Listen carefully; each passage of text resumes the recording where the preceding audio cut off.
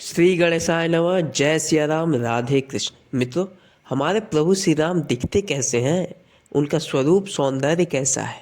हमारे प्रभु श्री राम इतने सुंदर हैं कि उनकी सुंदरता की कल्पना और वर्णन तो ऋषि मुनि भी नहीं कर सकते।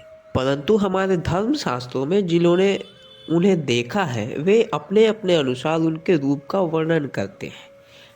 भगवान श्री राम के स्वरूप का वर्णन हमारे पुराणों जैसे पद्म पुराण, इसमें अलग अलग कल्पों के रामायण है तो इसमें अधिक वर्णन मिलता है। श्रीमद् भागवत महापुराण आदि और भी पुराणों में, रामायण में मुख्यतः 27 रामायणों में, अलग अलग स्तोत्रों में जैसे श्री राम रक्षा स्तोत्र में आदि में मिलता है।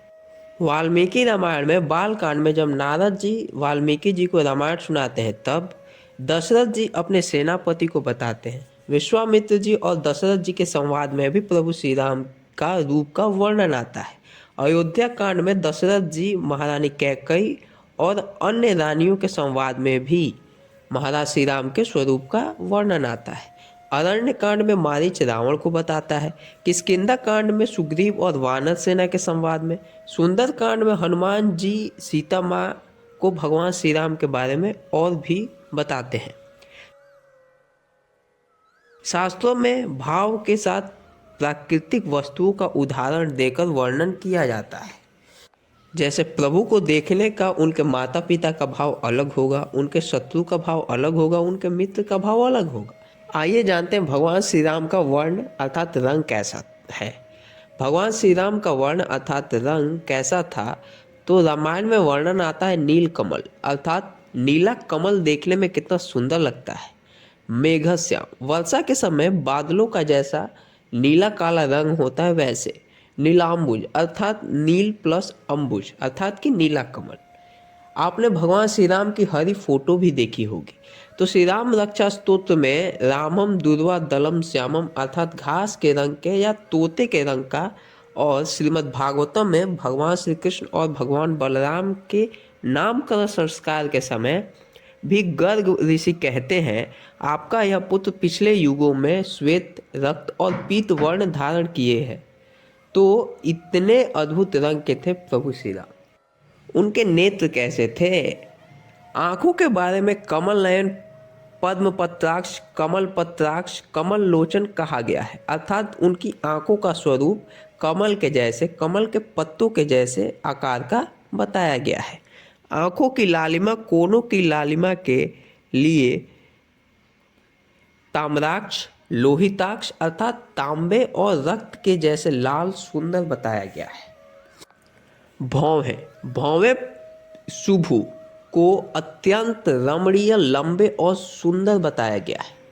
नाक, नाक कैसी थी? नाक को चारु नासिकम अर्थात एकदम सबसे अच्छा सुंदर नाक बताया गया है। दांत कैसा है? दांत के लिए सुंदरानम अर्थात मोती के समान सफेद, बराबर और अत्यंत सुंदर दांत। मुख कैसा था? मुख के लिए करोड़ों शरद पूर्णिमा के चंद्रमा की सुंदरता भी फीका कर दे ऐसा बताया गया है। होष्ठ, होठ कैसे थे? होठ के लिए बिंब होष्टम अर्थात बिंब फल के जैसे लालमय होठ जो देखने में अत्यंत सुंदर लगे।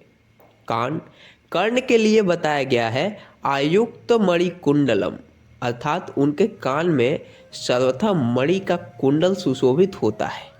गला कैसा था? गले के लिए कंबु ग्रीवह अर्थात शंख के आकार का वर्णन किया गया है। ध्वनि कैसी थी उनकी? गले से ध्वनि के लिए दुंदुभि स्वनिर्घोषः अर्थात एकदम गंभीर प्रभावशाली ध्वनि का वर्णन मिलता है।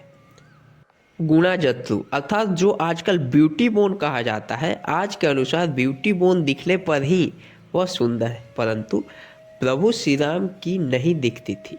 वह मान से ढकी हुई थी और वे कितने सुंदर थे। बाहु अर्थात भुजाएं, बाहु के लिए अजानु बाहु अर्थात घुटने तक लंबे हाथ और महाबाहु अर्थात मोटे एकदम मसल वाले विशाल हाथ। उनके हाथों को देखकर शत्रुओं के मन में भय का संचार हो जाए। कंधे, उनके कंधे के लिए विपुलांशो अर्थात विशाल चौड़े मसल वाले कंधे का वर्णन किया गया है। छाती, छाती के बारे में विशाल वक्षस्थल अर्थात एकदम विशाल चौड़ी उभरी हुई छाती का वर्णन मिलता है। अब सुंदरकांड में भी हनुमान जी सीता माता को उनके स्वरूप का वर्णन बताते हैं, जिससे माँ सीता को पूर्ण विश्वास हो जाए कि उन्हें प्रभु श्री राम ने ही भेजा है। इसमें हनुमान जी समुद्र शास्त्र एक शास्त्र है जिसमें एक उत्तम मानव कैसा होता है, देखकर कैसे पहचाने आदि बताया गया है। उसके अनुसार अपनी आंखों से देखा रूप बताते हैं। मस्तक में 3 भौरे थे। वक्षस्थल कलाई मुट्ठी एकदम स्थिर है। भौहें भुजाएं इंद्रिय लंबे हैं। केस अंडकोश घुटने समान है। वक्षस्थल नाभि अग्र उदर उभरे हुए हैं।